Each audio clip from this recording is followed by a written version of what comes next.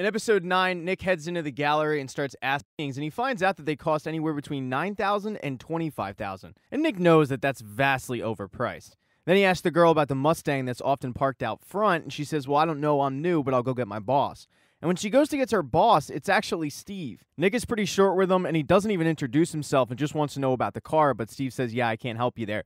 Probably belongs to one of my artists. Nick says, one of your artists, you mean Judy Hale? And Steve keeps playing dumb, and finally Nick just hands his business card over and says, well, hey, if you remember, give me a call. And now Steve knows that the detective is on his ass. Judy is still having a tough time with the whole baby situation, and Henry tries to cheer her up by making her breakfast. Jen also tries to cheer her up by mentioning that now she's a part of their family, but that actually makes her cry tears of joy. The two are interrupted, however, when Charlie says, hey, Mom, I need a new laptop. And Jen says, yeah, well, money's really tight right now, and I don't know how I'm going to pay the mortgage, so your laptop issue is on the bottom of my list. And Judy says, well, if you need help paying the mortgage, I still have the debit card between the account that me and Steve shared. I can help pitch in. But Jen doesn't really want Steve paying her mortgage at the moment. Charlie interrupts by saying, well, can Steve buy me a new laptop? And then a fight breaks out between Charlie and Jen. It ends with Charlie storming out of the room and saying, you know what, I'm going to call Grandmom because at least she cares. But with Judy now knowing that Jen is dealing with money issues, she goes to her boss at the nursing home and asks for a raise. The boss is hesitant to give her one, but an old man that lives in the nursing home, a guy named Abe, who Judy is really close with, says, you know what, give her whatever she wants, she deserves it. So Judy's boss says, all right, I'll talk to the manager. And Abe is always looking out for Judy. But just as that conversation ends, Steve shows up and lets her know that now we have a detective on our ass.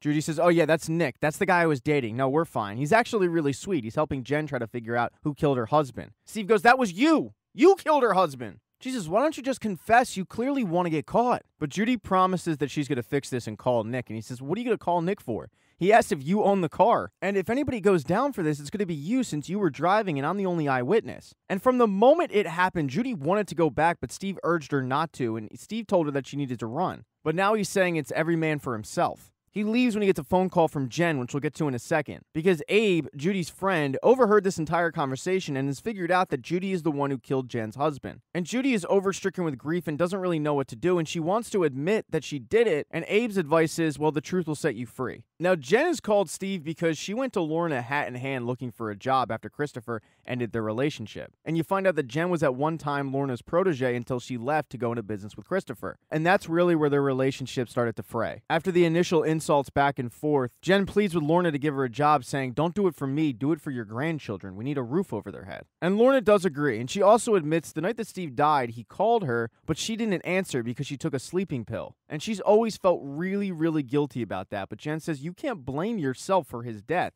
You had nothing to do with it. As she's trying to calm down Lorna, she notices on the computer that there's a really nice property and says, are you selling that?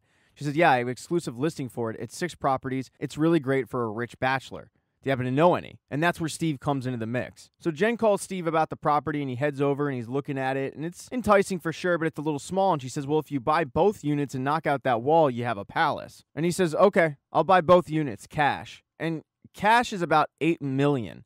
And that is a massive commission for Jen. This is just the kind of news that she needed. She heads home that night with a new laptop for Charlie, but when she gets there, she's not greeted by Charlie, she's greeted by Lorna. And Lorna tells her, look, I just want to let you know right off the get-go, I had nothing to do with this. And Jen is pretty confused until Charlie comes down with bags because Charlie has decided that he's going to move in with Grandmom. He doesn't want to spend one more second in that house with her. Because Charlie blames Jen for his dad's death because the night that Ted died, Jen and Ted had a pretty big fight with Jen screaming at Ted. And Charlie feels like it was Jen who pushed Ted out the door. So he leaves to live with his grandmother even though Jen is urging him not to. And before he does it, he fits in one more pot shot saying, Dad didn't want to spend one more minute with you and neither do I. And then he leaves. Now, speaking of Ted and his case, Nick has pretty much figured out that it was Steve and Judy who both killed Ted. He heads to the Laguna cop and starts telling her about this, but she's not really interested in his theory because she figures that he's biased. Not only was he dating Judy, but he's on a psychiatric leave from his current detective job. So she doesn't put too much credence in it. But then after Nick leaves, Judy shows up at her desk. And Judy says, I need to admit something, but she's super nervous and she's having trouble just saying it. And finally she says, Steve is a money launderer. And this is not what the cop was expecting to hear and says, do you have any proof of this? And she says, actually, yeah, I do. And they head to that storage unit where they were keeping the car.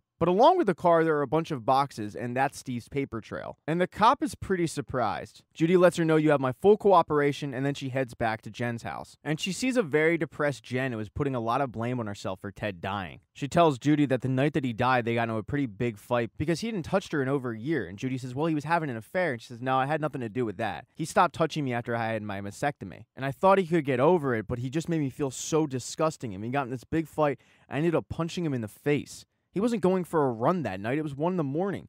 He just didn't want to spend one more second with me in that house. I pushed him out the door. I killed him. I hit him. I hit him. And when she keeps repeating that over and over, the guilt for Judy is mounting, and finally she blurts out, I'm the one who hit him. And Judy admits everything. She admits how she hit him, how they covered it up, and she feels so guilty about it. And the whole time, Jen is just staring at her, not saying a word. Judy's apologizing and begging for Jen to say something and asking, what can I do? And finally, Jen says, you can go fucking die, and walks in the house. So Judy leaves and goes back to the nursing home and goes to visit Abe, who is the person she's closest to at the nursing home and the person she loves the most. But unfortunately, Abe has passed away through the night. And Judy is overstricken with grief because she never got to say goodbye to Abe. And it caps off just an overall shitty day because she just lost Abe and she just lost her quote-unquote family with Jen. And at that exact moment, the FBI is clearing out that storage facility. And as they're doing it, the Laguna cop notices that there's a grease stain on the floor, which gives a little credence to Nick's story. Jen, however, has entered the guest house and goes over to Ted's safe, punches in a combination, and grabs the gun.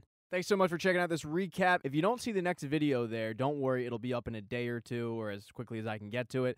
Please consider subscribing to this channel. It would really help me out. And then like the video if you liked it and hit thumbs down if you don't.